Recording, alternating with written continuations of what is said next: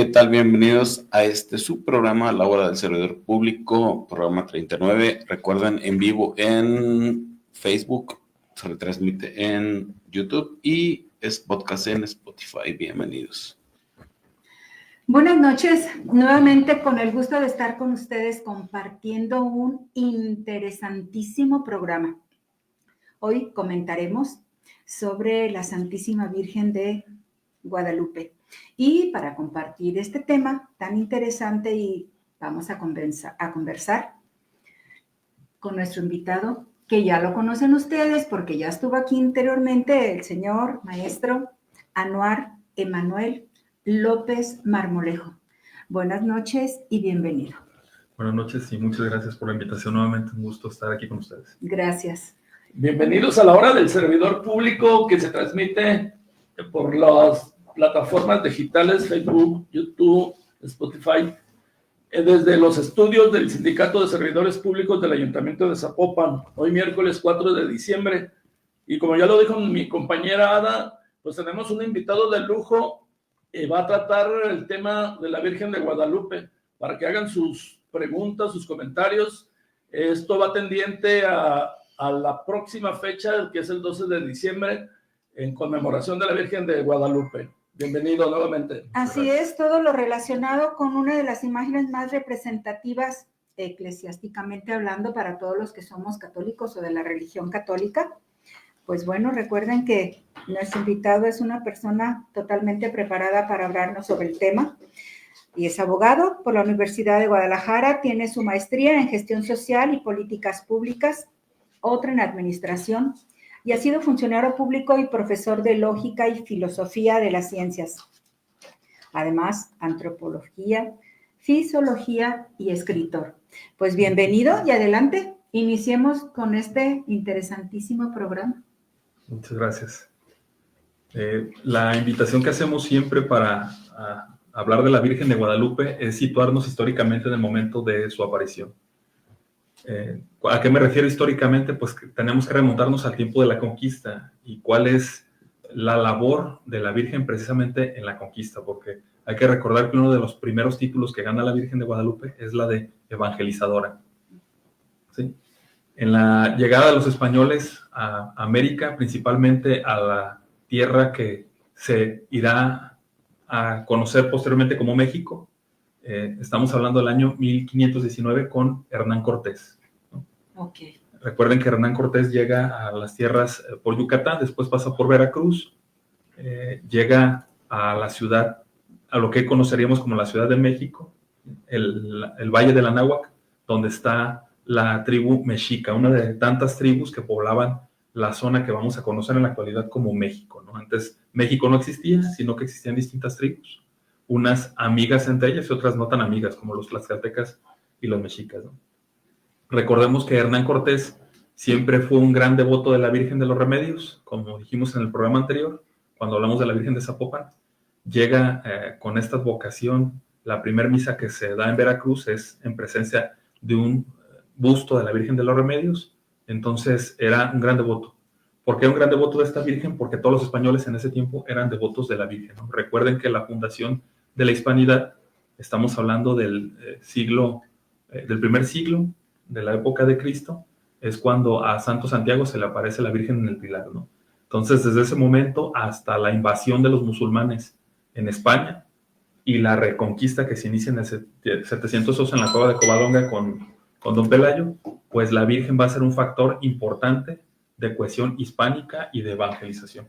Entonces, evidentemente, los españoles pues traen la presencia de la Virgen a América. Recordemos que Tenochtitlan, es decir, el pueblo de los aztecas, como los conocemos hoy en día, los mexicas, como se llamaban ellos, era el pueblo guerrero que más resistencia le plantó a los españoles para la conquista. Estamos hablando ya de 1521, cuando con la unión de tlaxcaltecas, Hernán Cortés y sus tropas muy menguadas, 200 soldados, derrotan al pueblo azteca, al pueblo mexica, ¿no? Pero además me encantó la palabra que usted dijo, Anuar. Les dieron resistencia. Sí. No sí, se dejaron. Sí. Sí hubo pueblos resistentes, fueron los cascanes aquí también en Zapopan, ¿sí? Llegando a Zacatecas y los mexicas principalmente, ¿no? Muy Entonces, bien. ¿qué pasa cuando cae el pueblo de Aztlán? Cuando cae el pueblo azteca, pues la conquista se hace más fácil en cuanto al uso de armas, ¿no? Es decir, que hay menos guerra, pero la resistencia cultural brota también de los pueblos autóctonos, ¿no? De la población indígena que vivía en el Valle del Anáhuac, en México. ¿Por qué decimos esto? Pues porque hay muchas cartas, como bien lo dice Miguel de León Portilla, en su libro La visión de los vencidos, si no mal recuerdo, los indígenas, los ancianos indígenas que eran considerados como los líderes del pueblo, pues piden la muerte, ¿no? Piden que les den mejor la muerte porque su cultura se ha destruido. Y no solamente es porque los españoles hayan destruido la cultura mexica, sino porque los mexicas dentro de su apocalipsis, porque también tenían una visión apocalíptica, decían que iba a haber una época en la que el quinto sol iba a desaparecer, ¿no? Y esto marcaba el fin de los tiempos para los mexicas, ¿no? En esa época habría 4 terremotos y los dioses abandonarían al pueblo mexica. Esta especie de revelación primigenia de Apocalipsis, pues ocurre en la llegada de los españoles en 1521. Entonces muchos de los aztecas consideran que han perdido su fe, es decir, que más bien sus dioses los han abandonado y prefieren vivir, más bien prefieren morir sin la presencia de sus dioses, ¿no? Como pasaría en los pueblos de la antigüedad, ¿no? Recuerden que también los griegos, cuando una ciudad caía, decían, nuestros dioses nos han abandonado, como pasó en Troya. Entonces, en esta mezcla de culturas, en esta unión de culturas entre españoles y mexicas, estamos hablando de 1521 a 1531, cuando es la primera aparición de la Virgen de Guadalupe, pues pasan 10 años en que no se acomodaban las culturas, es decir, que no se generaba el mestizaje cultural, ¿no? Mientras el mestizaje étnico ya se había realizado, recuerden que Hernán Cortés lo primero que hace es casar a sus soldados con las hijas de los caciques de los pueblos que se unen a él, que son amigos de él, pues el mestizaje cultural como tal no se había realizado. En 1523, si no mal recuerdo, 1524, acuden los primeros frailes que son solicitados precisamente por Cortés a la evangelización a América, las llamadas 12 antorchas, ¿no? 12 franciscanos descalzos. Tratando de evangelizar, nos narran los hechos de estos llamados apóstoles en América. Pues nos dicen que el indígena era duro de que le penetrara el evangelio, es decir, que no permitía que una cultura nueva, que para él la nueva, pues llegara a sustituir a sus dioses antiguos. Entonces, se considera que la aparición de la Virgen en 1531 en el Tepeyac viene a ser una evangelización que se considera como que es la segunda más potente de toda la historia de la cristiandad. Fíjese que desconocía totalmente este tema o este detalle en el que ellos se resistían a ser evangelizados, o los que iban a profetizar con ellos, pues no creían y se resistían. Entonces por eso vino la Virgen, para terminar de convencerlos de que su hijo era el mero mero, ¿no? Sí, hay una especie de sustitución, esto es muy importante, ¿no? Porque recuerden que el culto mexica pues no era el más humanizante de la historia que conocemos, ¿no? ¿Qué me refiero con ello? Que ellos, muy fervorosos, muy creyentes de sus dioses, pensaban que el sol requería de sangre o de lo más noble que el ser humano tenía para volver a salir al día siguiente, ¿no? Creían que cada vez que el sol se metía podía no salir al día siguiente, ¿no? Entonces, con la intención de que saliera, lo alimentaban. ¿Con qué lo alimentaban? Con lo mejor y más vital que tenía el ser humano, es decir, con el corazón, ¿no? Es decir, que había sacrificios humanos porque precisamente para esto instauraron las guerras floridas, para no autosabotearse el pueblo mexica, generaba guerras con otros poblados, por eso no era tan querido por los tlaxcaltecas, por ejemplo, para tener prisioneros de guerra y estos prisioneros de guerra poderles aplicar un sacrificio, extirpando de ellos el corazón mientras vivían, para entregárselo a Dios Sol, mediante una creencia que tenía mitológica, pues que un águila llegaba y se llevaba el corazón, el sol lo alimentaba para que el sol saliera al día siguiente, ¿no? Entonces, esto les parece en ratos una monstruosidad a algunos de los franciscanos y tratan de sustituir por una cultura que consideraban más civilizada, ¿no? Que era la cultura del cristianismo. 2 documentos principales fundantes de las apariciones de la Virgen, ¿no? Hay una obra que se llama El Pregón del Atabal, que quiere decir como el sonido del tambor. El autor es de nombre Francisco Plácido y es el primer documento que hace como un cántico a la Virgen del Tepeyac. Este documento data precisamente del 1531, ¿no? Es decir que, aunque no narraba las apariciones de la Virgen, ya refería del Atabal. ¿Atabal? ¿No es Abatal? No, es Atabal. ¿Atabal? Atabal. Sí. Y un segundo documento, estamos brincando a 1556, si no mal recuerdo la fecha, es el más famoso, ¿no? El Nicán Mopogua. Este Nicán Mopogua es escrito por don Antonio de Valeriano, perdón, estaba olvidando el apellido, que viene siendo descendiente del señor de Texcoco. Me refiero al rey, poeta, guerrero, filósofo Nezahualcóyotl. Sí, era poeta. Sí. Entonces, la primera aparición de la Santísima Virgen de Guadalupe fue en 1531. 1531. Sí. Sí, la primera aparición, y el documento, aunque es escrito después, hay que recordar que la cultura indígena memorizaba muchas cosas, ¿no? Los códices, incluso no cualquier indígena era capaz de leerlos, ¿sí? Los códices eran escritos cientos de años, si no es que miles de años después, a las narraciones que habían sido recibidas en principio por una tradición oral. Es decir, que tenía una memoria excelente, ¿no? ¿Qué es el Nicán Mopogua? No es más que una codificación de una doctrina que venía de atrás. Cuando la escribe don Antonio Valeriano, según dicen los cronistas, principalmente Monseñor Eduardo Chávez, que es el mayor investigador serio, formal, de tanto la Virgen de Guadalupe como de San Juan Diego, vivo en la actualidad. Se podría decir que es el investigador más sobresaliente en la actualidad. ¿Y vive? Este tema. Sí, está vivo en la actualidad. De hecho, él es el que promueve la causa para la canonización de San Diego. Sí, entonces tiene gran documentación. ¿Qué nos dice en esta codificación del Nicán Mopogua? Que don Antonio de Valeriano conoció a San Juan Diego, ¿no? Que San Juan Diego le platicó lo que pasó en el Tepeyac, y él, con la información que tenía, escribe el Nicán Mopogua. El Nicán Mopogua es una palabra náhuatl que quiere decir aquí se narra. Es como diciendo, voy a iniciar una narrativa. ¿Cuál narrativa? La narrativa de la aparición de la Virgen de Guadalupe en el Tepeyac. Nicán Mopogua. Nicán Mopogua, exacto, aquí se narra.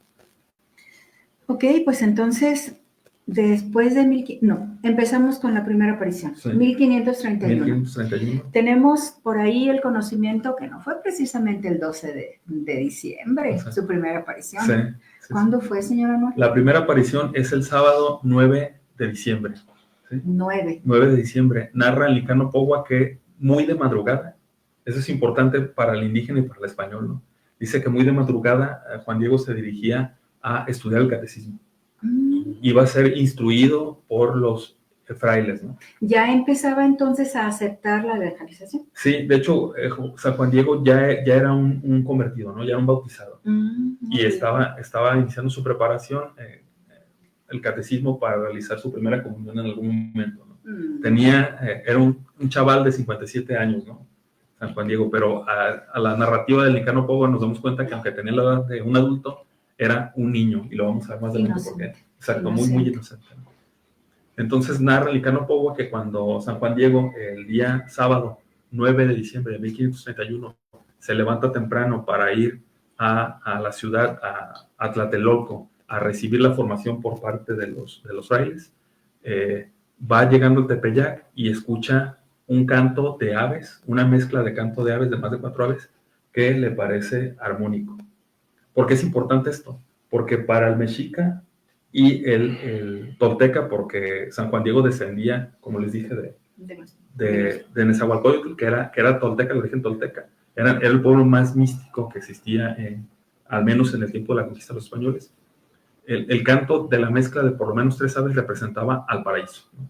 Decían que canto y flor era un mensaje divino, un mensaje de Dios.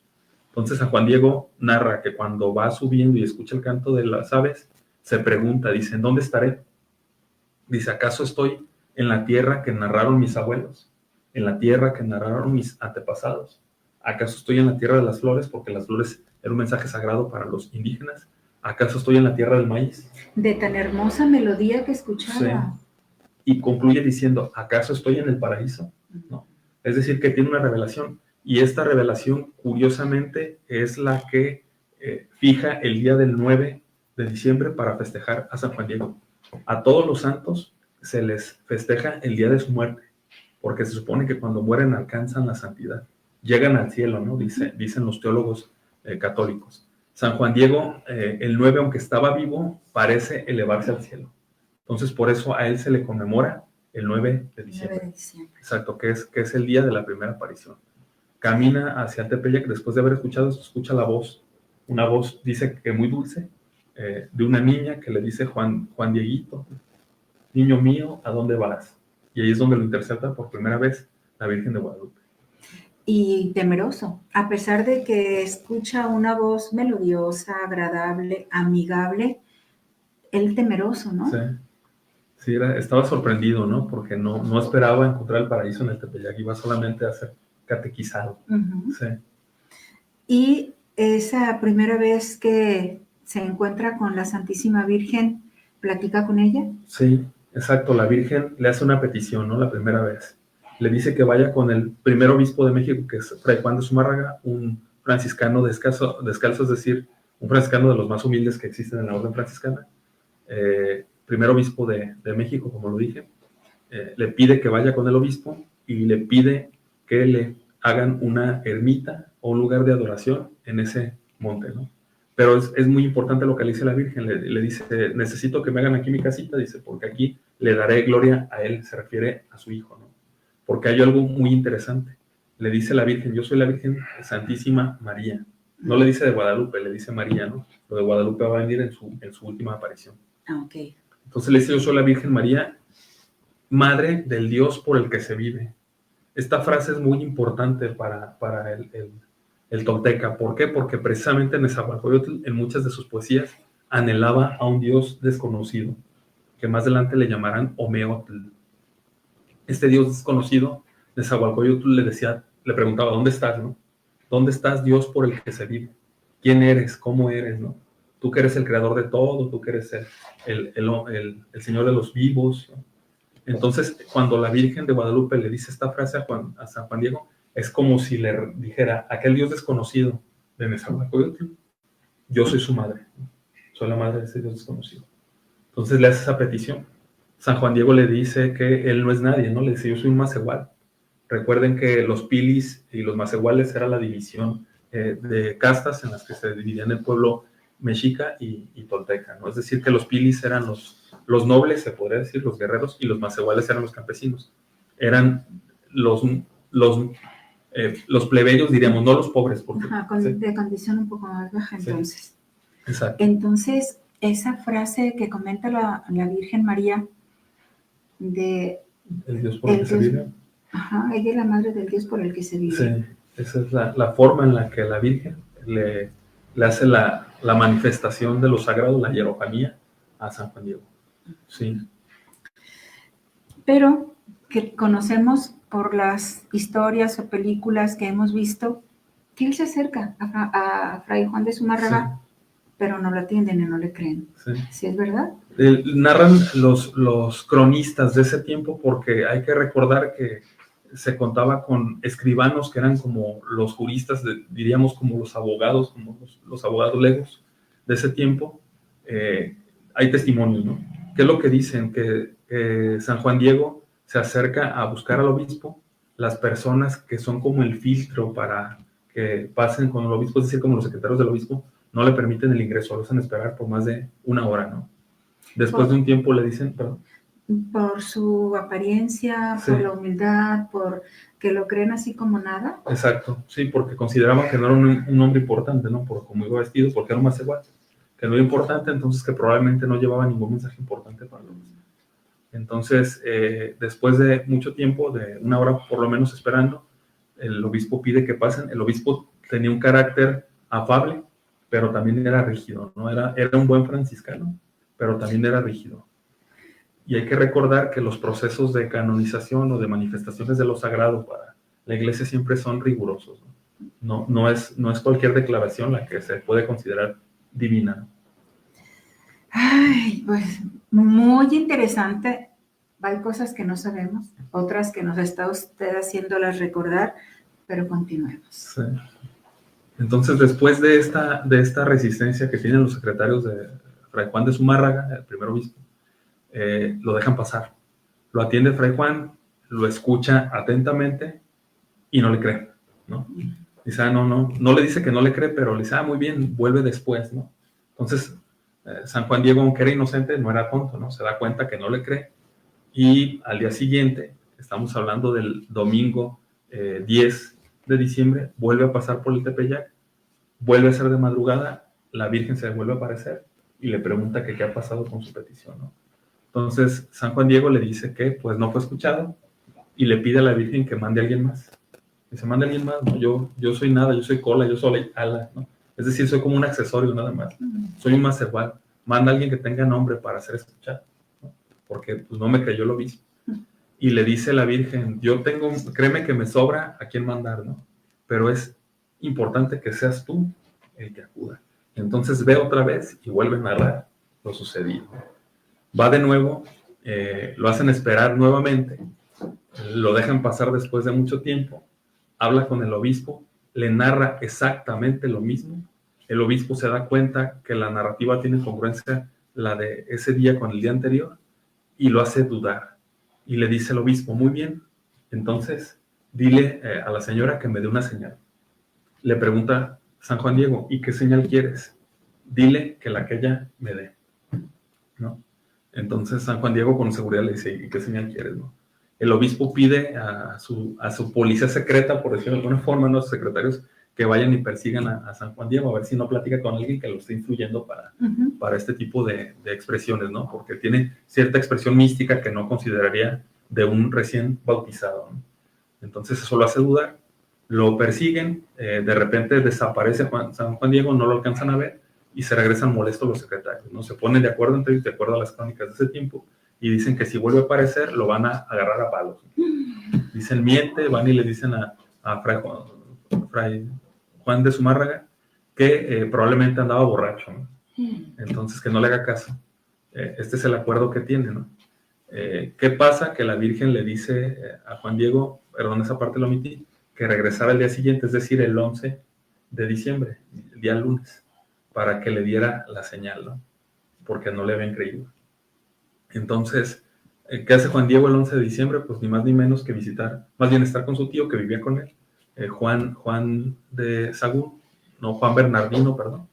Juan Bernardino, su tío, un anciano, es decir, un jefe de tribu en el pueblo de San Juan Diego, y el tío está enfermo, a punto de morir, ¿no? El tío era converso y era grandemente religioso del catolicismo.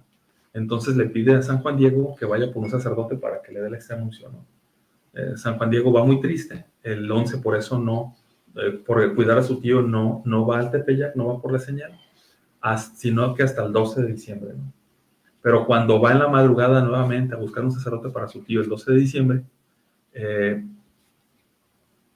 se acuerda que había quedado mal con la Virgen, que no había pasado para recibir la señal, y trata, como por eso decía, como un niño inocente, ¿no? Si se le apareció en el cerro, trata de rodear el Tepeyac para que no se le aparezca la Virgen, ¿no? Para que no lo vea. Exacto. Sí, para que no lo vea. Exacto. Entonces va huyendo de la Virgen y se le aparece la Virgen de todas formas, ¿no? Que rodea el Tepeyac. Y ya le dice, Juan Dieguito, ¿no? ¿A dónde vas? Y ya Juan Diego le dice, mi niña, ¿cómo amaneciste de tu cuerpecito, no? Esa es una frase inocente, pero es una frase que aparte se utilizaba entre los indígenas cuando se daban cuenta que las mujeres estaban encintas, es decir, que estaban esperando, ¿no? Porque la manifestación de la Virgen, pues es una Virgen que está encinta, ¿no? Que está esperando la venida de su hijo. Entonces la Virgen le responde que bien y le dice que qué le preocupa, qué le aflige.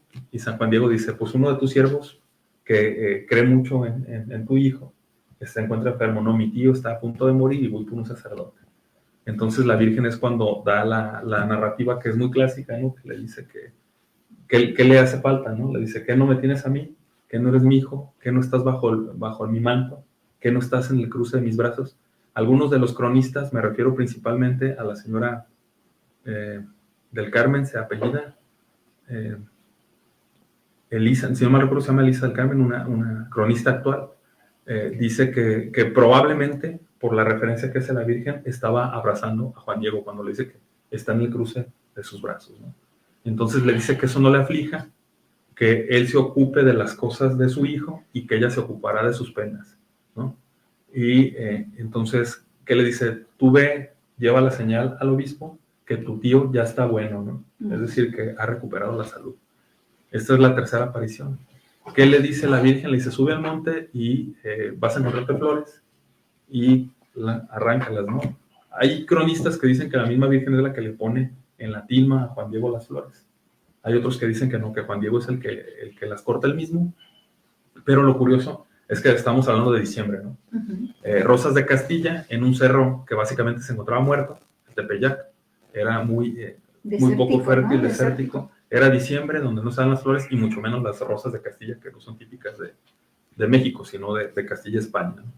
Entonces San Juan Diego, sorprendido, ya completa la manifestación de los sagrados, es decir, la hierofanía. Ya había al principio escuchado el canto de las aves y ahora ve las flores, ¿no? Les digo, al principio, canto y flor era el lenguaje del indígena para hablar de una revelación o un mensaje de Dios. Para ellos era un mensaje de Dios.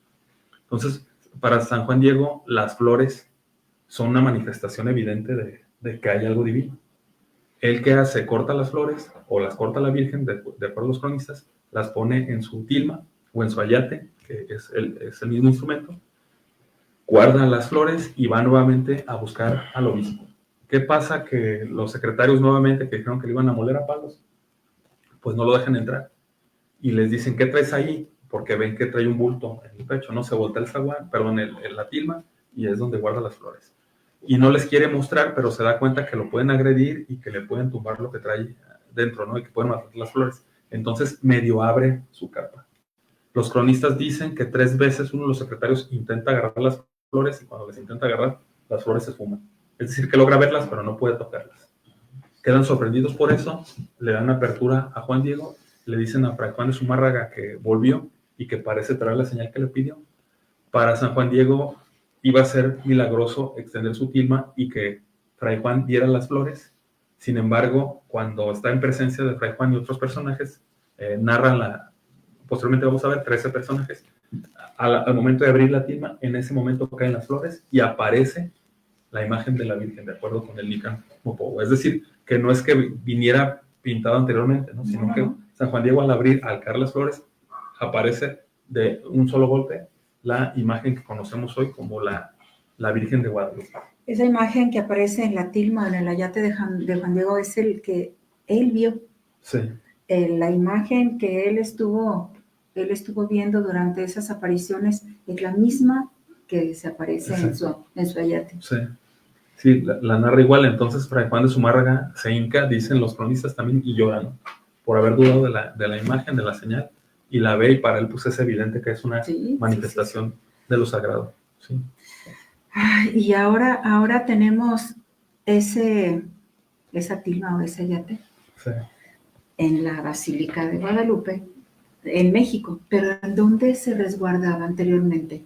Pues se supone que no tenía, realmente duró 100 años aproximadamente, sin ningún resguardo de protección, es decir, sin ningún marco, sin ningún cristal, ¿no? Estaba en una pequeña ermita, le podríamos decir que no es ni siquiera una capilla, que fue construida en el Tepeyac para que la gente fuera ahí precisamente. Expuesta. Al viento, a la humedad, a la lluvia, a todo. Al incienso, al humo de las velas. Sí. Entonces es una de las manifestaciones de lo increíble de la prenda textil, ¿no? Para empezar, por verla como una prenda textil, tiene manifestaciones. Sí, pues era una manta, ¿no? Manta totalmente cruda, porque no había manera antes de curar un pedazo de tela, de como ellos la sacaban del maguey o del nopal. Sí, era de una especie de palma, ¿sí? El isotl, que lo conocemos hoy como isote. Eran fibras, ¿no? Y realmente lo podremos comparar con un costal hay unos costales que son medio rústicos, de color café. Es algo parecido, ¿no? Es decir, es una tela bruta, podríamos decirlo. Y totalmente porosa, además. Sí, completamente porosa. Si nos damos cuenta, porosa, como para que pudiera alguien pintar una imagen sin antes curarla, Sí. como lo hacen todos los pintores con su bosquejo y primero al pastel y luego después, no sé, al óleo tal vez, pues con el de San Juan Diego, ¿no? Sí, exacto. De las revisiones que hicieron los pintores, un pintor de apellido, si no me recuerdo, Velasco, del siglo XVII, un español que era un experto en pintura, fue el primero que analizó la imagen, ¿no? Le preguntaban que qué técnica tenía y quedó sorprendido. Dijo, esta técnica no es del cielo, no es de la tierra, perdón. Sí, sí, sí. Porque se dio cuenta que precisamente la tilma no estaba trabajada, como bien lo dice Ada, para pintar sobre ella. ¿Por qué? Por lo porosa que era, ¿no? Que si alguien pintaba, pues iba a colar la pintura. Y luego decía otra cosa interesante. Él era un pintor experto. Decía que en la pintura, entre comillas, en la imagen, no veía trazos. Es decir, que no veía una mano humana en ella, ¿no? Y no solo esto, sino que las pinturas generalmente eran protegidas por una laca. Es decir, que la tilma de San Juan Diego no tenía ni la preparación para pintar, ni la protección de la laca por encima. Como Por finalmente natural. lo hacen para poder protegerlas. Exacto. Y además no sé, ¿conoce usted el tamaño de la tilma? ¿Cuánto mide? Pues exactamente no, la verdad es que no recuerdo, pero está casi a la altura de 1 metro. O sea, no es... No está tan pequeña. Exacto, no es tan pequeña, no es también la figura más grande, pues es el tamaño de una capa, ¿no? Las capas generalmente, los indígenas, al menos los toltecas no eran muy altos, Sí. pero les cubría desde el cuello hasta pasando las entraderas, ¿no? Entonces, por lo menos, sí, exacto. Porque pues Sí. la vemos muy grande, muy Sí. grande, y yo veo que San Juan Dieguito no era tan alto, No, pues. exacto. Y 57 años 57, dice que tenía el sí. inocente San Juan Diego. Sí, sí. ¿Por qué dice usted que era inocente? Por las manifestaciones que hace, ¿no? Porque parece de repente no sorprenderse, o sea, sabe que está ante algo sagrado, pero parece no sorprenderse, ¿no? Por la inocencia que tenía, por la falta de soberbia, porque digo, no sé si a alguna persona en nuestro tiempo se le pareciera a la Virgen, pues yo lo estuviera presumiendo, ¿no? A mí se me parece la Virgen, algo debo de tener especial, ¿no? Y él en cambio dice, no, yo no, alguien que sea más digno que yo, ¿no? Entonces tiene el comportamiento precisamente de la inocencia de un niño. No se considera una persona importante para la Virgen. Exacto. Exacto. Ay. El más pequeño de sus hijos, le dice. Sí, claro. ¿Y Roma se hizo algún pronunciamiento sobre la aparición? Sí, primero se requirió el pronunciamiento de Fray Juan de Zumárraga, ¿no? Yo no he tenido acceso a este pronunciamiento. Recientemente dicen que en los documentos de Indias, que se encuentran en España, apareció el pronunciamiento de Fray Juan de Zumárraga. Hay crónicas de los franciscanos, que eran los principales escritores de los españoles aquí en América, que aprendieron el náhuatl, como Fray Bernardino de Sahagún, y mandan cartas a Roma, ¿no?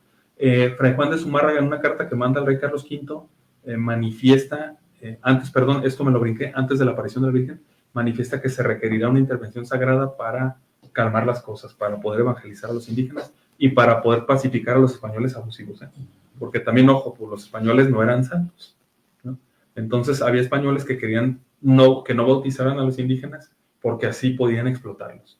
Entonces, Fray Juan de Zumárraga buscaba evangelizar a la mayoría para decirles a los conquistadores que ya tenían un hermano en Cristo, en el indígena, y por tanto no podía ser explotado.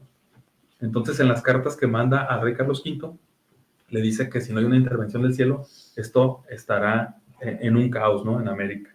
¿Qué pasa cuando algunos españoles tratan de matar a Fray Juan de Zumárraga, ¿no? Porque tratan de evitar precisamente que vuelva a los indígenas intocables. Después en las cartas dice que las cosas se han compuesto con la aparición de la Virgen. Entonces sí manifiesta esta información. Esas son algunas de las crónicas. Roma, ¿qué dice? Pues Roma tiene por lo menos 26 declaraciones papales respecto a la Virgen. Le van dando nombramientos, ¿no? La reina del Tepeyac, la reina de las Américas, la emperatriz de las Américas, la reina de México, ¿no? Madre de la evangelización en América. Y aquí cabe mencionar dos cosas. Una, la tela del ayate o de la tilma de Juan Diego es una tela que con el paso del tiempo, no sé, 10, 12 o 15 años, pudiera inclusive hasta desvanecerse, porque es una tela no como las que conocemos en estos tiempos. Y sin embargo ya han pasado más de 590 años. Sí. y está perfectamente bien conservada. Sí. Algo que leí para poder platicar con usted fue que la NASA ha estudiado muchas veces la tilma de Juan Diego y han encontrado que mantiene la Virgen una temperatura como la que podemos tener todos los seres humanos, Sí. 36 36 grados. grados, sí. Y aparte de que ven y han estudiado totalmente su rostro, sus manos, su vestuario, Sí. y lo más sorprendente que nos ha parecido en los ojos o en la pupila de ella está reflejada la imagen de Juan Diego de rodillas. Sí, y de Fray Juan de Zumárraga. De hecho, está la imagen como cuando se extiende y aparece la imagen en la tilma de Juan Diego, ¿no? Sin, o sea, en ese momento. sin estar el presente con ella en el cerro. No, pero la imagen es más bien, la imagen que aparece en las pupilas de la Virgen es cuando ya está frente a ¿Esa Fray es Juan de la que está Zumárraga. reflejada en sus exacto. ojos? Sí, porque aparecen 13 personas bien definidas en las pupilas, ¿no? Y aparecen en los dos ojos exactamente la misma figura. Habrá quien, porque criticaron ahorita no recuerdo el nombre del experto que encontró ese detalle, es del siglo, o sea, ya no está vivo la persona, pero es del siglo pasado, o sea, no, se puede decir que es contemporáneo. Y lo que le criticaban, dice, no, es como cuando ves las nubes y le encuentras forma de animalito, ¿no? La curiosidad es que en las dos pupilas tiene exactamente la misma imagen, ¿no? De las personas que se encontraron frente. Totalmente imposible de pintar. Sí. Es ella, sí. Es ella totalmente la Virgen que tenemos ahí, ¿no? Sí, y importante para el indígena, hace rato hablé de los códices, para el indígena la manifestación, la hierofanía de la Virgen en la tilma de Juan Diego es un códice, tiene muchos significados indígenas, ¿no? Y mezclas que podrían ser paradójicos para nosotros. Es decir, por ejemplo, el peinado de la Virgen, las mujeres casadas para el indígena traían el cabello agarrado. Las mujeres, una señal de virginidad era precisamente el cabello suelto, como lo tiene la Virgen. Lo tiene ella. Pero paradójicamente trae un moño negro. El moño negro representa que está encinta, que está embarazada. Entonces es una Virgen embarazada, ¿no? La posición de sus piernas parece que está danzando. Tiene posición en distinta, una inclinación, una pierna doblada, se alcanza a ver en el manto y parece que está danzando. Para el indígena la danza era una manifestación sagrada también, era un culto que se rendía a los dioses. Pues todo lo que hemos aprendido el día de hoy y cosas que sabíamos y que nos ha vuelto usted a recordar, cosas que yo desconocía, que me da mucho gusto saber, porque pues ya viene la festividad de la Santísima Virgen, que el 12 es cuando se derraman las rosas, entonces, y por eso queda el día para ella. Sí, y es también cuando se le aparece, porque la cuarta aparición ya no fue a San Juan Diego, sino que fue al tío de San Juan Diego, ¿no? Al señor Juan Bernardino. Se le aparece y a él es al que le dice, soy la Virgen de Guadalupe. A él le dice el nombre de Guadalupe. Entonces... yo vi, disculpe que lo interrumpa, yo vi en el estudio que hice también que el verdadero nombre que le daban era Tonantzin Guadalupe. Sí. Y me comentaba usted que esa terminación la daban como de cariño, sí. para hablar en diminutivo, ¿sí? Sí. Recuerden que la forma de hablar en diminutivo es muy hispanoamericana, ¿no? Conforme se va a Centroamérica, hablan mucho más en diminutivo, ¿no? Todo es en diminutivo. Los españoles no hablaban así. Es muy indígena. Y generalmente las terminaciones en sin, como Tonantzin, es eso, es pequeño, es diminutivo. Chiquitín. Exacto, pero no es como, da un lugar especial a quien le dicen pequeño, ¿no? Como la Virgen le dice Juan Dieguito. No es que diga, eres poquita cosa. Dieguito, sino, no, es cariño. Exacto, le da una manifestación de estar cerca a mi corazón. ¿Sí? Entonces, el término de Tonantzin, pues, no en ese momento, en la aparición, y los años posteriores, como nos narra Fray Bernardino, dice, no nos habla para nada que se relacionara la Virgen con la Tonantzin, ¿no? Más bien esto viene después. Se hace como una síntesis de la cultura entre los escritores revolucionarios y la Virgen de Guadalupe. La verdad es que esto es muy nuevo de mezclar esos dos nombres, ¿no? E inclusive el Guadalupe no era tan enfático, como que tenía una cierta, no sé, Sí. desviación, no sé. Entonces, ella sí le dice a Fray Juan Bernardino, soy la Santísima Virgen María de Guadalupe, exacto. Y es importante el nombre porque los principales conquistadores como Hernán Cortés eran extremeños, Extremadura, España. Y en Extremadura, España, había una advocación muy fuerte a la Virgen de Guadalupe. Es una virgen muy diferente, ¿no? Es una imagen muy diferente. Pero es como una invitación porque la Virgen de Guadalupe tiene una característica en las manos que tiene cruzadas en forma de oración.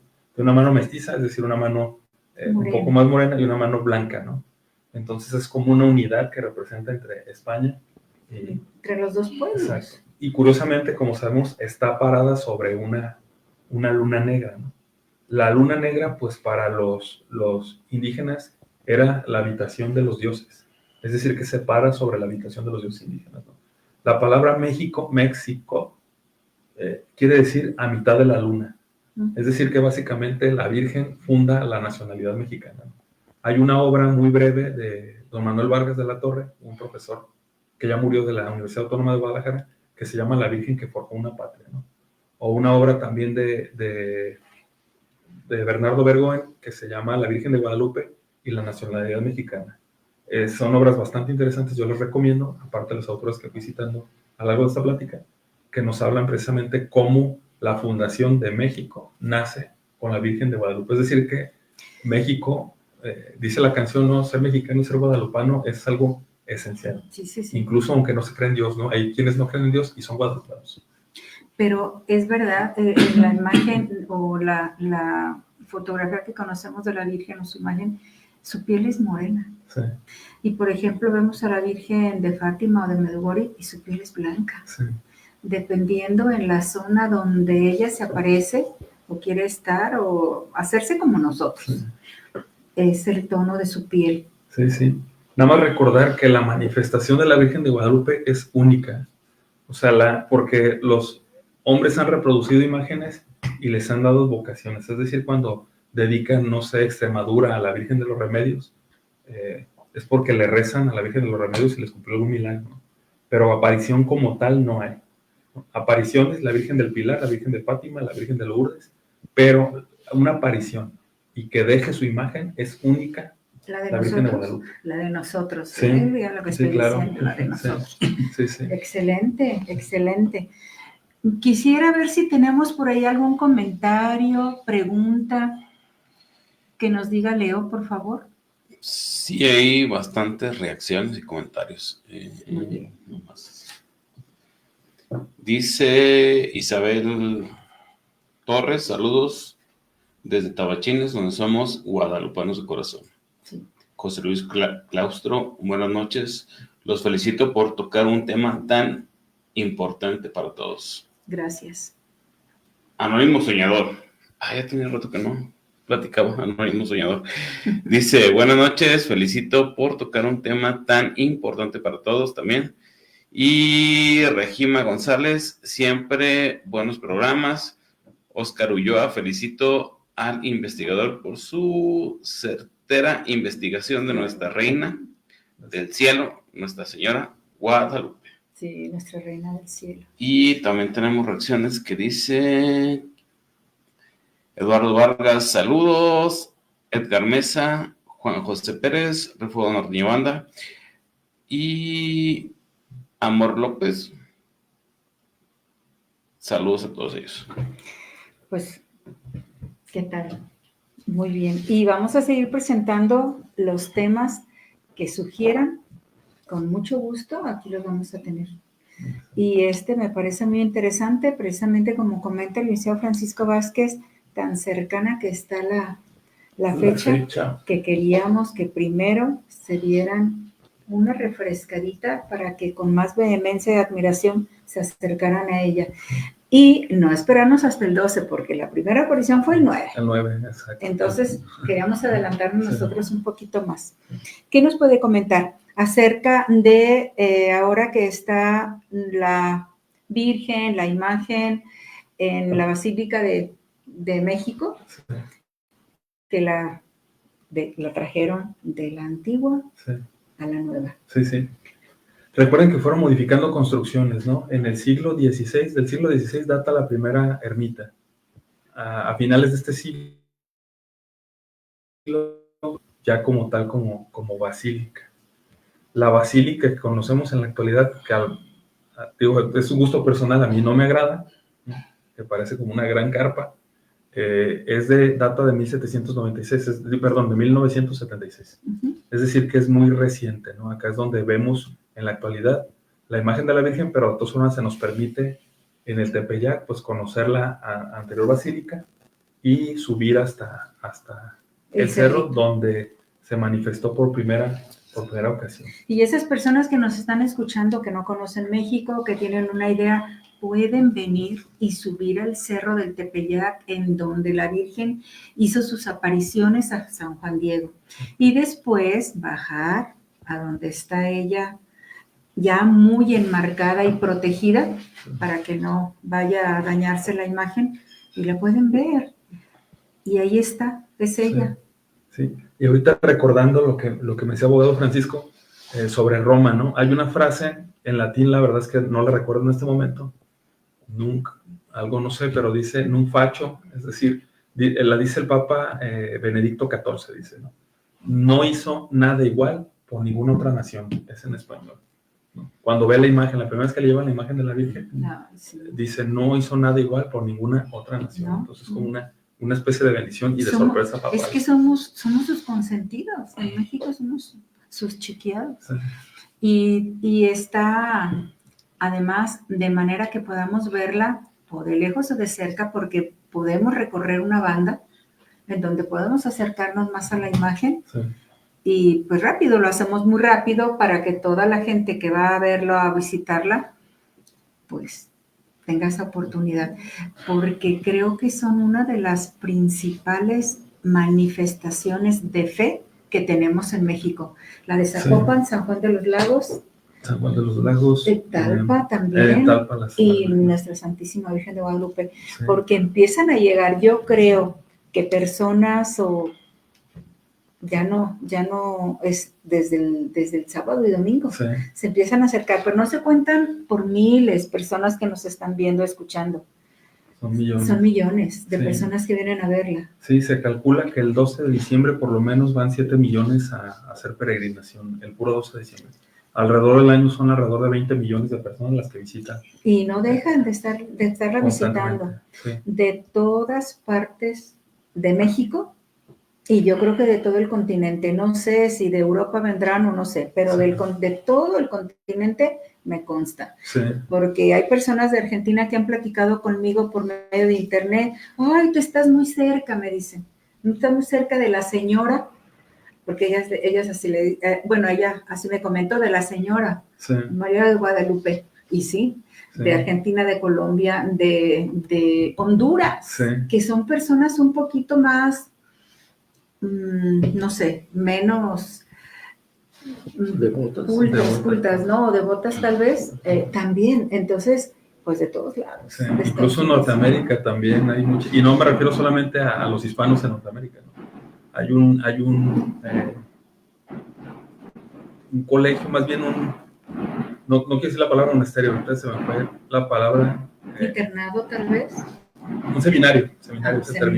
Sí, de la Fraternidad Sacerdotal de San Pedro, una congregación arquidiocesana que practica el rito tradicional de la misa, es decir, el latín, y su seminario es el Seminario de la Virgen de Guadalupe, pues fundada por norteamericanos. Tenemos que estudiar toda esa imagen para poder ir conociendo, porque estamos obligados como mexicanos, esos códices que dice usted, Anuar, que los vayamos descubriendo para que podamos platicar de una manera certera con las personas que nos pregunten, porque no se vale que no conozcamos lo que es nuestro y que tenemos aquí, y que ella aquí se quiso quedar, sí. Definitivamente aquí se quiso quedar. Sí. Y la amamos además. Sí.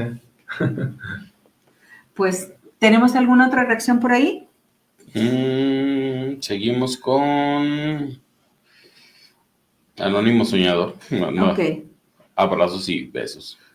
Nosotros podemos tener acceso por medio de internet o existe el libro o cómo puedo yo meterme a estudiar el Nican Nopowa. Sí, el Nican Nopowa está en descarga libre en internet, ¿no? Hay una descarga muy interesante de los Caballeros de Colón, que viene, si no mal recuerdo, en náhuatl, español, francés, italiano e inglés. Pues qué maravilla, qué maravilla. Sí. Y además ahorita en la Feria del Libro podemos encontrar sí.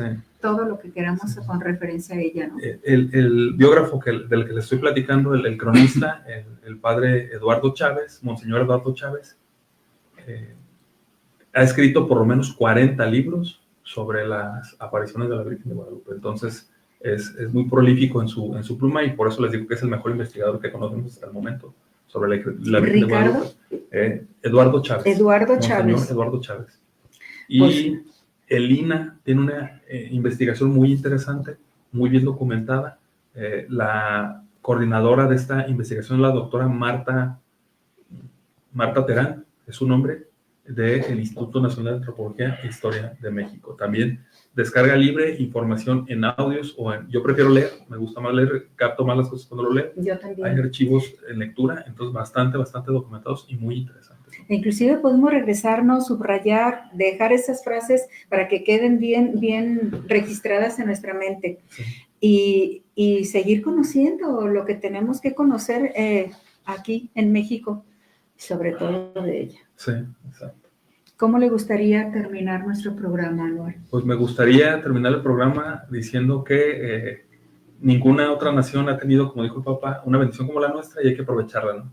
Hay que visitar a la Virgen de Guadalupe y hay que pedirle en estos momentos que nuestro México se encuentra tan golpeado en distintas formas, ¿no? Entonces hay que pedir su intercesión porque también si no hay una intercesión divina vamos a terminar quizá en el sexto sol, ¿no? Si siguiéramos siendo hasta acá, es decir, en el apocalipsis social de nuestro país. Esperemos que no, y pues bueno, ella está para que nos acerquemos y para que le pidamos con devoción, porque que no estoy aquí, que soy tu madre. Exacto. ¿De qué te preocupas? Exacto. Así tenemos que hacerlo.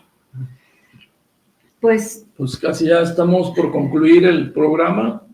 Y pues también existen enemigos, por supuesto, ¿no? De la Virgen. Que se están encargando de desprestigiar, de blasfemar, hubo muchos contingentes de carácter político. Inclusive comentábamos, Anuar y yo, que dañar las imágenes, como la Virgen de Talpa, Nuestra Señora del Rosario, que alguna persona algún día se acercó para quemarle su cara con un cigarro y tiene la quemadura en su carita. Uh-huh. Y pues son personas verdaderamente locas que... Sí. No hay que olvidar que en 1921 sufrió un atentado a la Virgen de Guadalupe, un explosivo. Se puso un florero debajo de ella, un explosivo, y curiosamente no sufrió ningún daño, ¿no? Casas que estaban a 100 metros de la imagen fueron dañadas y la imagen no sufrió ningún daño. Pues también debo de decirle que acaban de regresar la imagen de la Virgen a Notre Dame. Totalmente intacta, a ella no le pasó nada. Y aún así hay resistencia en la creencia, por favor, no. Pues el movimiento pues de 1929 también, la cristiana. Sí, exacto. Que puede ser una de las manifestaciones adversas a los principios guadalupanos. Pero también cuando me comentabas también nosotros ahora que estábamos checando todo lo de la Virgen, uh-huh, que alguien ganó una guerra también por llevar su imagen, ¿te acuerdas? Sí, incluso hasta canciones, ¿no? Tropas de María, sí, a la bandera. Para poderse proteger. Nadie vamos a la guerra, sí, ¿no? Y para protegerse, sí, claro. Sí, y si no le pedimos a ella, pues ¿a quién le vamos a pedir? Y por ella vamos a llegar a su hijo. Si no, no vamos a llegar. Los que se portan bien, además. Ustedes no creo, pero no sé. Sí. Yo sí voy a llegar por allá. Pues nos despedimos. Muchas gracias. Nos despedimos. Estamos totalmente seguros que vamos a volver a tener aquí a nuestro lado a Anuar, que es una persona que, ¿verdad? Pues como antropólogo, yo sé que sabe mucho. Entonces, nos va a preparar un tema que les va a interesar también para que volvamos a conversar. Con gusto estar aquí con ustedes. Gracias. Muchas gracias. Recuerden compartir y darnos un like Recuerden, estamos en Facebook, en YouTube y en Spotify. Nos vemos el próximo miércoles. Que tengan buenas noches y muchas gracias por estar con nosotros. Hasta luego. Bye. Hasta luego.